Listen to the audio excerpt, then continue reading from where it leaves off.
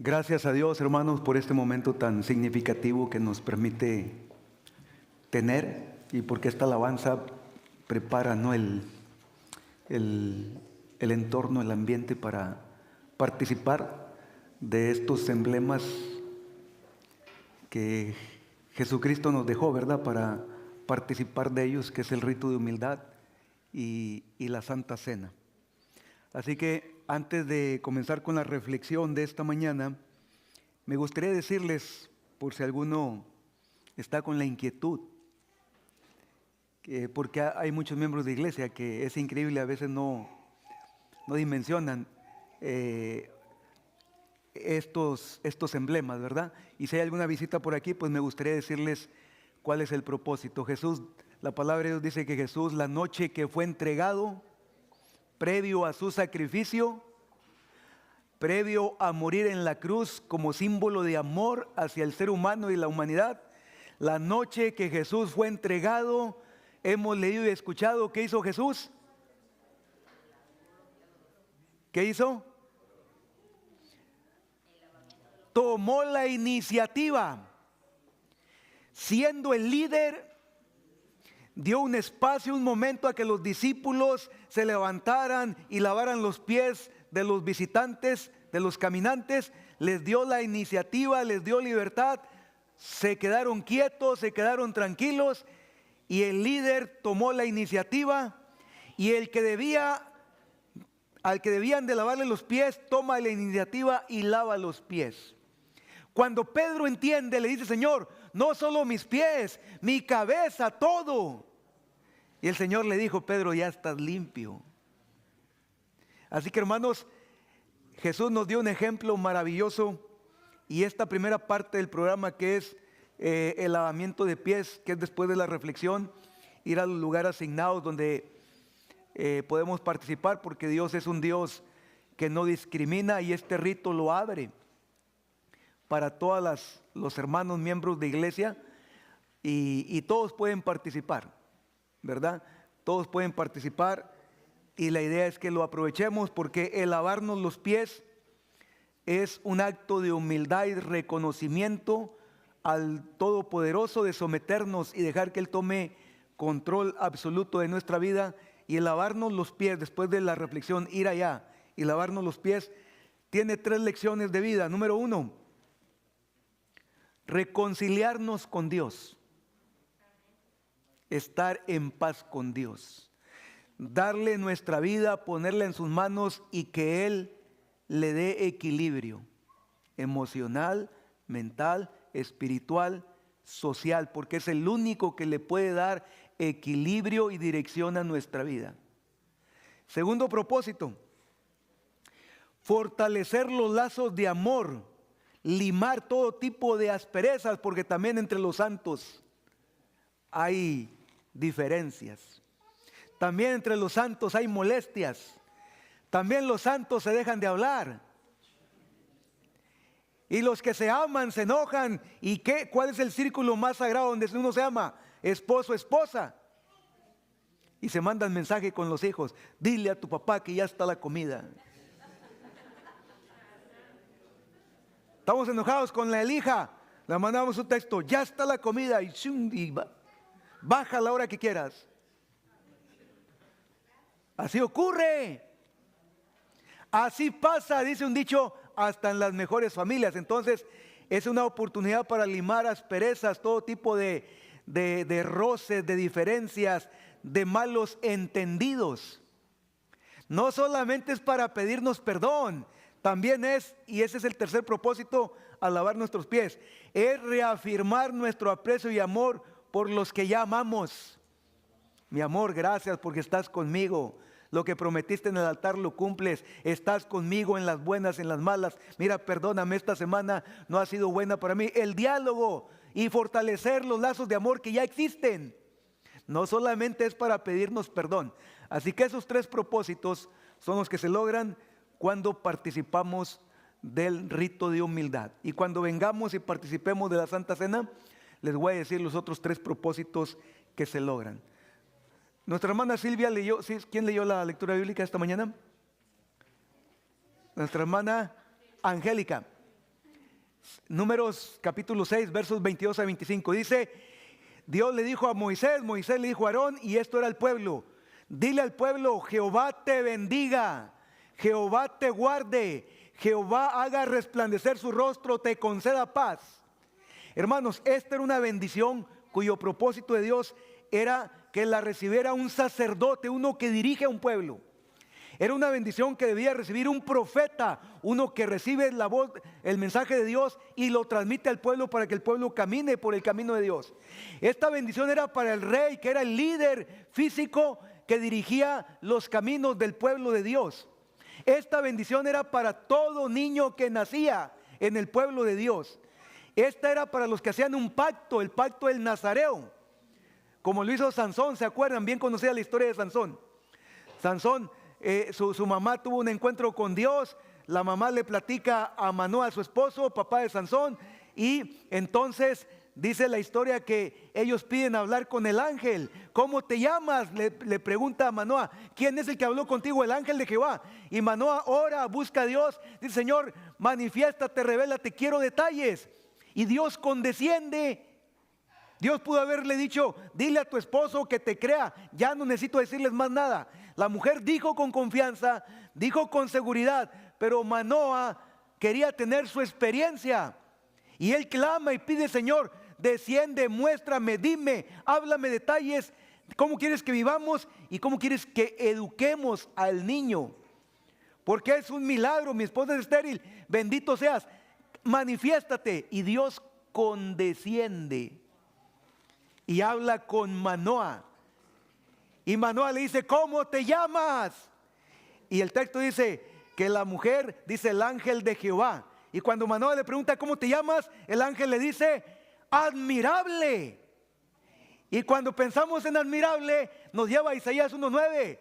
Hijo nos es nacido y será su nombre admirable, consejero, Dios fuerte, Padre eterno, príncipe de paz. El mismo Jesús viene y habla con la madre de Sansón, habla con el padre de Sansón, Manoa, y se manifiesta un Dios que se compadece.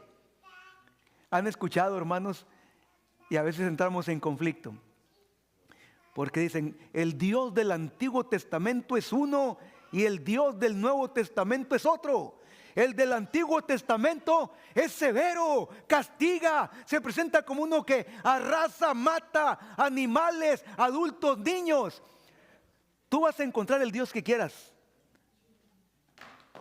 según leas, pero el Espíritu conduce a toda verdad. El Dios del Nuevo Testamento, un Dios que ama, un Dios que perdona, un Dios que tiene misericordia, un Dios que tiene compasión. Pero hermanos, el Dios desde el Génesis hasta el Apocalipsis es el mismo, es un Dios de amor, es un Dios de compasión, es un Dios de misericordia, es un Dios que da oportunidades, es un Dios que ha estado trabajando a través de las generaciones para llegar en tu vida, influirte y hacerte feliz, y que lo que está en tu entorno sea también feliz. Ese es el Dios que presenta el Antiguo Testamento y el Nuevo Testamento. Y se los voy a mostrar bien sencillo. Dice la palabra de Dios, vamos a buscar en Jueces, por favor. Libro de Jueces. Hermanos, este es un libro interesante, porque nos habla de la faceta del pueblo de Dios. Y este libro se identifica por ser un libro, miren, un libro de altos. Llegan al pico, altos sí, y bajos, bajos hasta pisar fondo, como dicen, y estar en la miseria, y luego de caer muy bajo, otra vez dan un brinco. Altos y bajos, la historia y el periodo de los jueces. Pudiéramos resumirlo de la siguiente manera: altos y bajos, tiempos difíciles versus tiempos de paz, lealtad, integridad, compromiso, fe, lucha, confianza, victoria, libertad, prosperidad, versus dolor, tristeza, humillación, soledad, preocupación, descontento, desánimo, incredulidad, idolatría, desobediencia, inactividad, pecado, esclavitud. Eso es el periodo de los jueces. Unos muy significativos, muy sublimes, y otros muy tristes y muy lamentables. Sin embargo, miren quién toma la iniciativa. Jueces capítulo 2, versículo 16. Vamos a tratar de ponerlo en la pantalla para que algunos, si no tienen Biblia, ahí lo puedan ver. Jueces capítulo 2, versículo 16. Dice la palabra de Dios: ¿quién levantó esos jueces?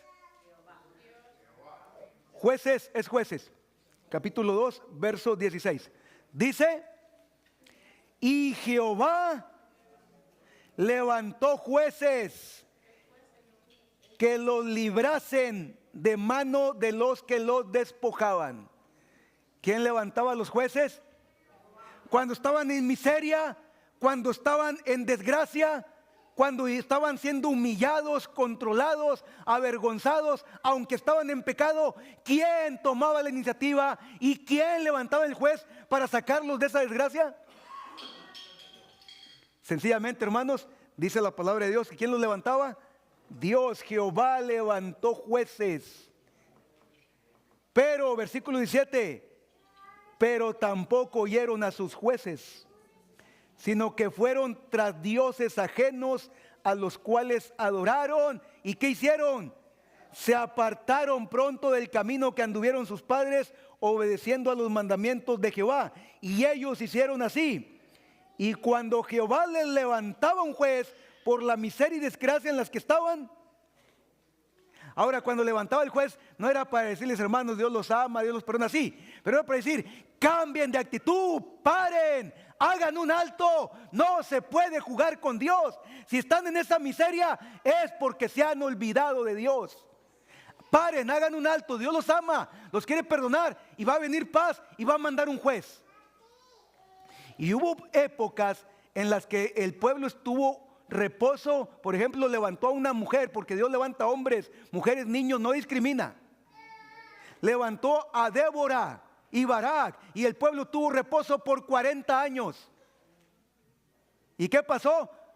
Se equivocan los padres, se equivoca el pueblo que tiene paz, no comparten el poder y la gloria de Dios, y crece una nueva generación que no conoce a Dios, y el pueblo va de picada. Pero hubo otros tiempos de otro líder llamado Ahod, y el pueblo tuvo reposo por 80 años. Hermanos, en 80 años, después de 80 años, no se puede levantar otra generación también que glorifique a Dios. Pues no sé qué pasaba, el pueblo se olvida y caen en la miseria, y Dios mandaba jueces. Ese es el periodo del libro de los jueces, altos y bajos. Entonces, ¿qué ocurre? Miren cómo era el pueblo de Dios, para que vean el tipo de esclavitud a los que ellos eran sometidos. Capítulo 6 del libro de Jueces. Rápidamente vamos a leer Jueces capítulo 6. Los hijos de Israel hicieron, una vez más, ¿qué dice? Venían de 40 años de reposo bajo el liderazgo de Débora y Barak. Entonces los hijos de Israel hicieron lo malo ante los ojos. Una cosa es hacer lo malo ante los ojos de tu esposa, de tus hijos, de tus amigos, pero cuando lo haces ante los ojos de Dios, se acabó. Es vivir sin descaro, es vivir sin vergüenza, es no tener conciencia de la presencia de Dios, es vivir en el engaño. Entonces el pueblo dice: hizo lo malo ante los ojos de Jehová, y Jehová quitó su misericordia, su gracia, y estuvieron esclavos ¿por cuánto tiempo? 7 años. Y entonces miren lo que ocurría: 7 años esclavo. Manoa de Madián prevaleció contra Israel, y los hijos de Israel, por causa de los madianitas, se hicieron. Eran tan humillados y tanto miedo tenían que se fueron a vivir entre las cuevas, a los montes, a las cavernas, lugares fortificados. Pues sucedía que cuando Israel había sembrado, subían los madianitas y amalecitas, y los hijos del oriente contra ellos subían y los atacaban, y acampando contra ellos destruían los frutos, la tierra, y no dejaban que comer a Israel.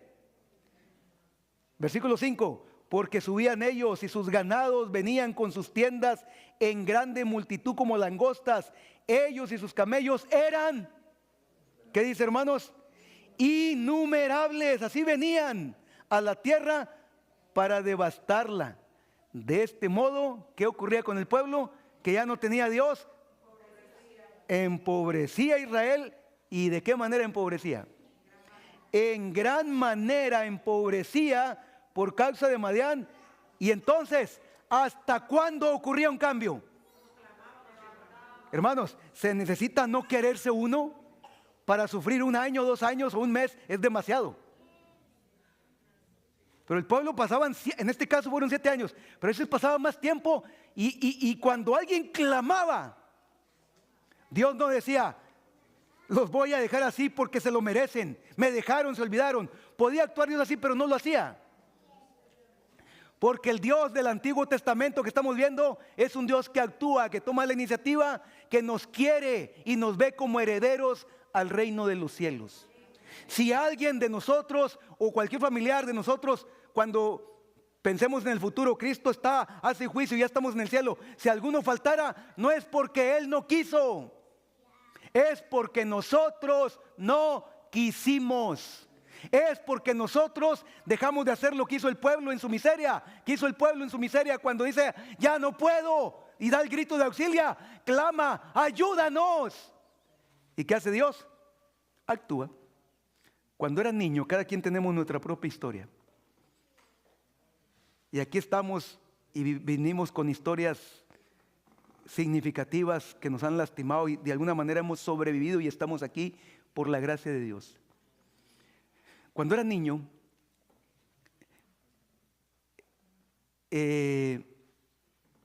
mi padre era alcohólico. Hasta los 18 años yo nunca escuché una palabra de él que me dijera, te quiero. Hasta los 18 años nunca me abrazó hasta que salí de casa. Nunca. Fueron maltratos, gritos. Y crecí solo. Mi padre ya era viudo. Mi madre era su segundo matrimonio. Y se casó con ella o se la robó cuando ella tenía 12 años. Entonces fue complicado. Crecí solo. Y miren lo que hacía. Creciendo solo allá en el monte, en el campo, en la naturaleza.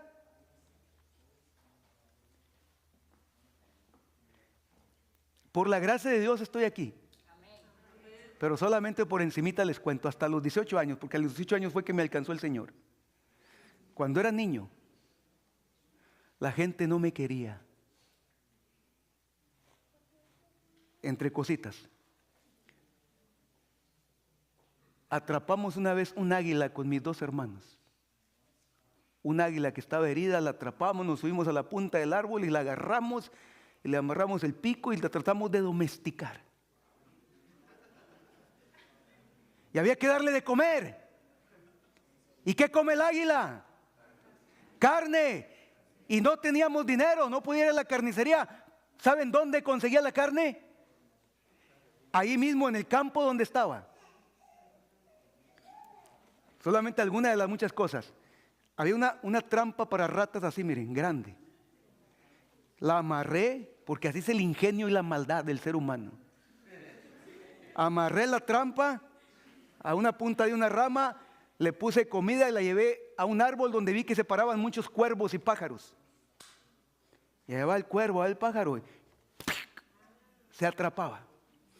Iba yo, agarraba el pájaro, el cuervo, y le quitaba el piel así, ¡sac! ¡Sac! Niño de 7, 8 años, lo despellejaba. Y lo hacía pedazos y los entregaba al águila. Díganme si eso no es maldad. ¿Es maldad o no es maldad? Algo, miren cómo estamos confundidos. Nos dicen, no, no es maldad. Y lo siguen viendo sin maldad. Estamos alimentando un águila, miren cómo. Pero se va haciendo uno insensible, hermanos. Y no va dimensionando y cómo el enemigo lo va atrapando. Y estamos hoy día, díganme si es verdad o mentira, hemos perdido la capacidad de asombro. No importa qué tragedia veamos, ya no nos espanta nada. Hemos perdido la capacidad de asombro. Y repito, cada quien tenemos nuestra historia. Y mi madre me decía, fíjense cómo usaba ella lo que decía para evitar que yo fuera en maldad. En la noche, ya cuando íbamos a dormir, decía, ustedes hoy día no se portaron bien. Porque así le enseñaron a ella. Si siguen portándose así, si no es que esta noche viene el diablo y les va a jalar los pies. Entonces uno niño escuchaba, abría los ojos en ese momento, ay Señor, perdóname por el pájaro que maté y despellejé. Aunque no me enseñaron a orar, Dios puso en nosotros la conciencia de invocarlo, aunque nadie te hable de Él. Aunque no era la manera correcta, hermanos, así crecimos. Y Dios no está así en el cielo. Dios se compadece y busca formas, maneras, estrategias para llegar a tu vida y compadecerse de ti. Miren, Sansón recibió la bendición, Jehová te bendiga, Jehová te guarde, Jehová haga resplandecer su rostro sobre ti.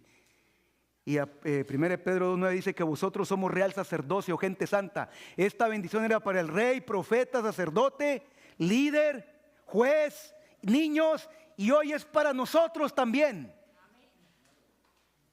Y esta bendición la tuvo Sansón.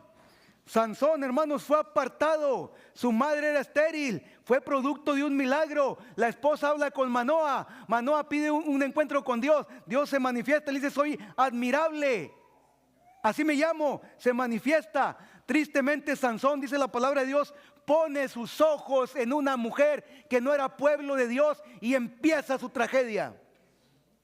Después, porque fue apartado y santificado, mata a un león a escondidas de sus padres, lo mata, lo despedaza sin instrumento alguno, lo deja por ahí tirado. Al paso de los días viene y en el león hay un panal de abeja, toca el animal muerto y el principio era que se contaminaba si lo tocaba. Toca el animal, viola el pacto, viola su compromiso con Dios. Dicen, primero puso sus ojos en una mujer que no era pueblo de Dios, come, toca el animal inmundo, toma del panal de abeja y encima de esto lo saca y lo comparte con sus padres y en su pecado involucra a otros. Y así pasa con nosotros. En nuestra maldad y pecado involucramos a otros. Después, no contento con esto, pone sus ojos en una mujer llamada Dalila, que es su tragedia. Y también dice el capítulo 16, verso 1, pone sus ojos en una mujer ramera. Y entonces después se enamora de Dalila. Y concluimos leyendo juntos el capítulo 16 de Jueces, porque me parece interesante. Jueces capítulo 16. Vamos a leer a partir del versículo 19. Todo lo que hizo Sansón y luego entra en la mentira, se convirtió en un mentiroso permanente. Versículo 19. Dalila hizo que Sansón se durmiese sobre sus rodillas. Llamó a un hombre quien le rapó las 7 gadejas después de confesarle en qué consistía su fuerza. Y ella comenzó a afligirlo. Y dijo, dice la palabra de Dios, y le dijo, Sansón, los filisteos sobre ti, versículo 20. Luego que despertó él del sueño, se dijo, esta vez saldré como las otras, me escaparé. Pero él no sabía que Jehová ya se había apartado de él. Sí, era triste que violó los principios, leyes a los que se había consagrado. Lo único que lo identificaba como un nazareo era el cabello largo. A la distancia lo veían y decían, ese es un hijo de Dios. Hoy día ya no se sabe quién es un hijo de Dios. Porque hablamos igual, nos vestimos igual, nos comportamos igual, decimos mentiras, decimos verdades.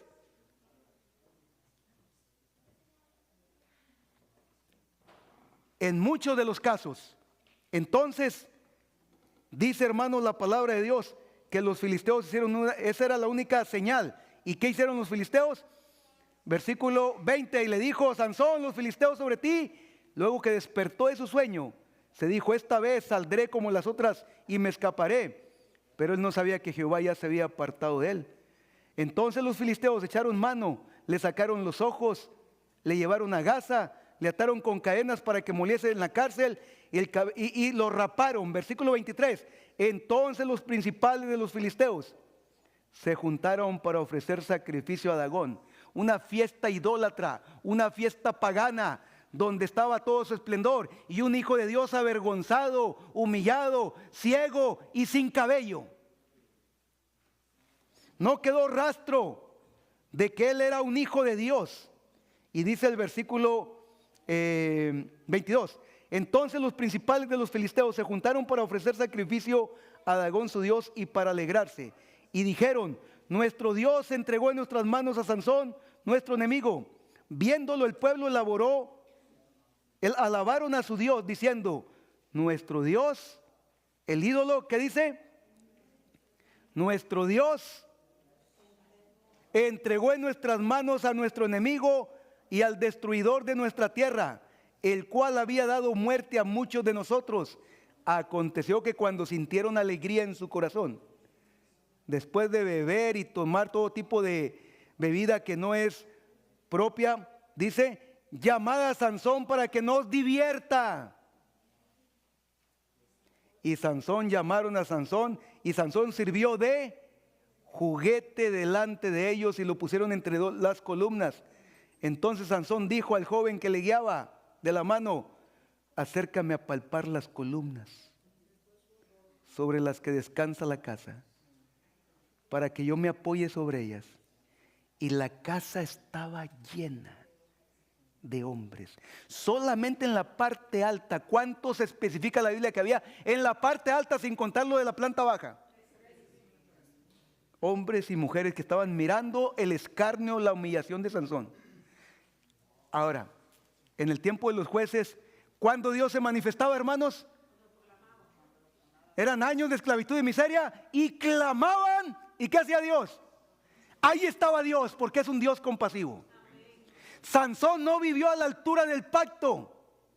Se olvidó que honraba a Dios, que era luz, que era bendición. Se olvidó. Dios, hermanos, no lo abandonó, siempre estuvo con él.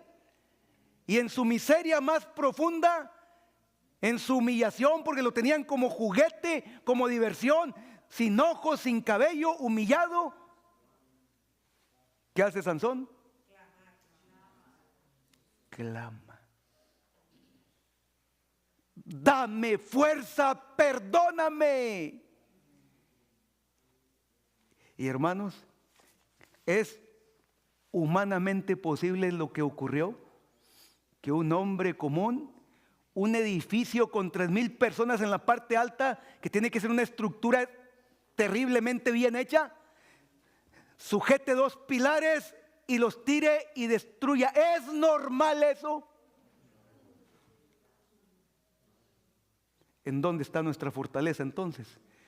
En clamar, en buscar y estar cerca de Dios. Dios es un Dios que ama, un Dios que da oportunidades, y este día nos presenta este rito de Santa Cena y rito de humildad para reconciliarnos con Él. Clamemos a Dios en cualquier situación en la que nos encontremos. Para clamar a Dios no necesitamos estar en la miseria como Sansón. Cuando estamos bien, igual clamemos para que se glorifique y nuestro entorno y las gentes que están en nuestro entorno reciban bendición de parte de Dios. Vamos a orar, hermanos, y vamos a entonar un himno después de la oración. Mientras se entona el himno, después que ore, los que gusten participar, hay un área para, los diáconos les van a indicar, hay un área para matrimonios, un área para varones y otra área para mujeres, cualquier sea el caso. Cualquiera de ustedes puede participar y buscar tener esa reconciliación con Dios y seguir su consejo y el modelo que Dios nos ha dejado en su santa palabra. Vamos a orar. Nuestro Padre, hemos visto un periodo de la historia de tu pueblo en donde hubo altos y bajos, días, tiempos, años sublimes, profundos, significativos, donde se contempló tu grandeza, tu poder y sobre todo tu amor y tu misericordia. Pero hubo otros tiempos en los que por alguna razón tu pueblo se descuidó, se desligó, se desconectó. Y yo no sé si ese es el caso de alguno de los que estamos acá o de los que están viendo la transmisión. Pero cualquier sea el caso, Señor, lo único que tú estás esperando es que clamemos y dejemos nuestra vida en tus manos y confiemos en tu presencia y en tus promesas. Y eso es lo que queremos hacer en este día. Clamamos para pedirte sobre todas las cosas que tengas compasión de nosotros y que nos des sabiduría para tomar decisiones que nos permitan glorificar tu nombre y salgamos de ese estado de sueño espiritual quizás en el que alguien se pudiera encontrar. Solo basta clamar. Sansón clamó y tú te glorificaste y te manifestaste en su vida. Hoy lo hacemos, manifiéstate, glorifícate, te entregamos nuestra vida, es lo más valioso que tenemos, haz la tuya. Oramos juntos y felices de que tú, Señor, la tomas en tus manos, nos descansamos en tus promesas y pedimos tu dirección en el resto de este día. Gracias por escucharnos, oramos juntos en el nombre de Jesús. Amén, Señor. Se va a cantar el último himno, hermanos. Mientras se canta, podemos salir los caballeros.